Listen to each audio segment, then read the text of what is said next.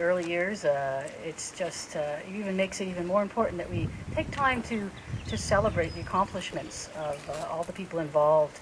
And you spoke about the heart and soul and determination and the vision. Um, and I think everyone here is very excited about the future and keeping that vision alive. Thank you very much, Jerry.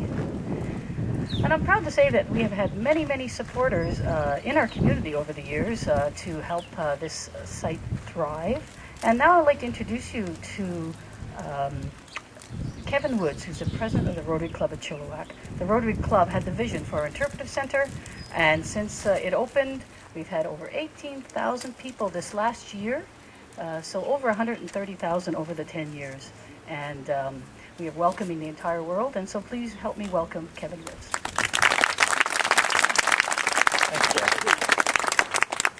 I wanted to start and tell you just a small bit about Rotary. Rotary is a worldwide group of inspired individuals who translate their passions into relevant social causes that change lives and communities.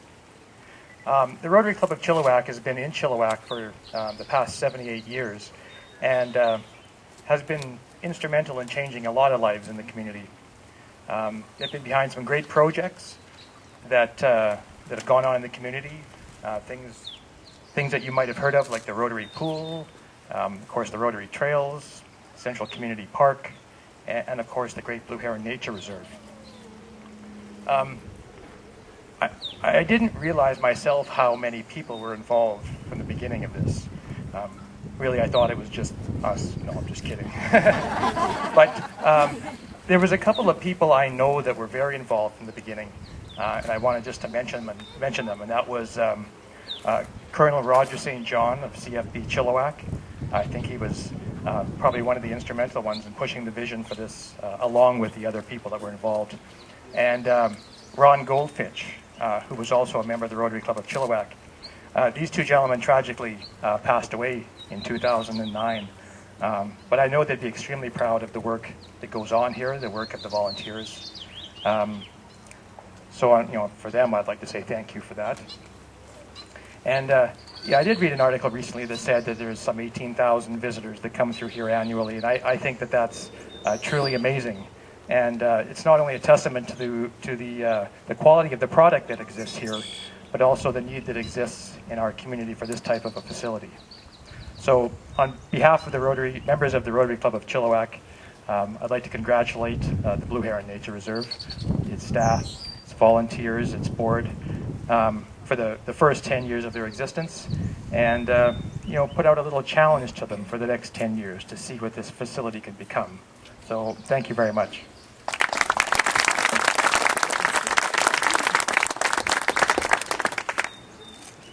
Well, thank you very much, Kevin. Kevin talked about the Rotary Club changing lives, and of course we know that Rotary Club has projects all over the world, internationally, and it has changed lives here. The people who have come to our site have a chance to quietly connect with nature.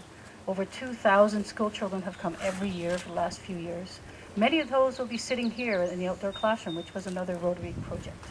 So those children now have that first-hand experience with nature. And we are in a society today that's increasingly urban, and they don't have a chance to connect with nature.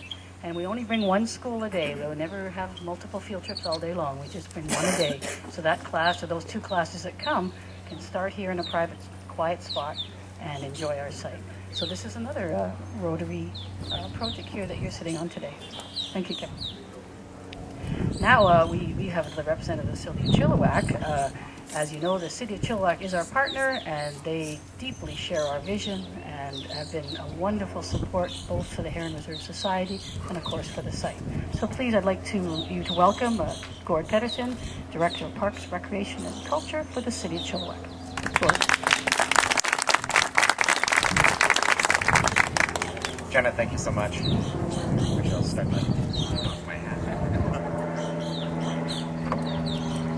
Jerry, you're right. This place has changed dramatically over the last 10 years, and the vegetation growth on this site has vastly improved. And let's say over the past 10 years, unfortunately, my vegetation hasn't, and that's the reason for the hat.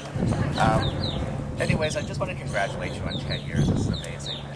Jerry mentioned, I also was here for the very first the opening, and another beautiful day, and great to see the planning committee came through with the outstanding weather. The Great Blue Heron Nature Reserve has always been a real special spot in my heart.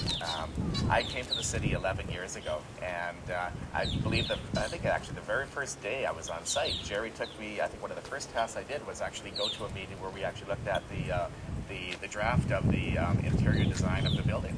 And that was, I think that was my first sign-off and first chance to be able to work on the Great Blue Heron. No delegation. But from that moment on, it's been great to be able to be involved from the Great Blue Heron site from that time all the way straight through to now. And like I say, it's been a special part of my heart. I've been involved with a lot of projects in the city, but this one is a special one to be part of. I also want to give some credit to Jerry Spencer and Kurt Holden, who were with our department and provided the leadership from our Parks and Recreation department to make things happen. As Jerry kind of alluded to, there was a lot of work behind the scenes that got to the point before I got to the city. And that was unfortunately the very slow-moving work that had to be done, the politics, the bureaucracy that needed to lay the groundwork to where we could move to. And as you mentioned, it does take a long time to go through and painstaking work, but really important work. I was lucky by the time I came on the scene. By that point, it's gained momentum and interest, and things were starting to move a lot faster. And definitely, I got the benefit of all the work that you guys did before me. I also want to definitely thank Rotary, the Friday Club, for all of their outstanding effort and support for the site. Not only with the building, but this beautiful venue that we have here right now, the amphitheater. All these various little projects that not only happen throughout our city, but specifically at this site itself. I also wanted to mention that, as Jerry also mentioned, that council is a big supporter of this particular project. It brings them pride and passion that this site provides an awful lot to our community. And they certainly do recognize it, and they have recognized it through the various funding levels over the years. Not only putting money into the actual construction and bringing this up to speed for the opening originally, but also the ongoing maintenance and operations that's required at the site. And that comes in a number of different ways. And one of them was that we recognize and allow council to understand the need for not just having a site, but actually bringing it to life. And bringing it to life by putting some funds towards the support of a coordinator on site, and to be able to work with volunteers and help make this thing work. And we've been very pleased and blessed that we had, over the years, two outstanding coordinators, Deborah, who first came on board, and of course Janet, doing just an outstanding job. And without the effort of those people, as Jerry mentioned as well, it really brings the character to the site and makes it alive, brings some programming, and brings other things that we could not bring to the site otherwise. As well, we also realize that it is a special site and does require some other special needs as well. And one of it was from the security point of view of how do we look after something this and protect it. And one of the ways we came about doing that was actually providing a park caretaker. And we've had a few over the years, but most currently, of course, we have Leona and Werner doing an outstanding job for us. And not only do they provide a security basis for us of having somebody on site to help look after the place, but also bring a nice, warm, friendly smile and face to the people that come here. It's more than just a park site for people to come, but it also we do have the ability of having someone where you have a nice, friendly, warm face that greets them as they get here, provides for their needs, and just provides that little bit extra that we wouldn't be able to provide otherwise. And also, I would like to take this time to thank the various boards along the way. And I won't go into naming people because I know I'll forget somebody along the way. But, working with the key people that were instrumental in bringing this site along and leading it up to the opening day. That takes a lot of special work of being able to create the vision, create the work required to be able to get the structures and the programs and everything else kind of in place to reach opening day. But as Jerry as well mentioned, the fact that you do have a situation where you do have a transition that takes place.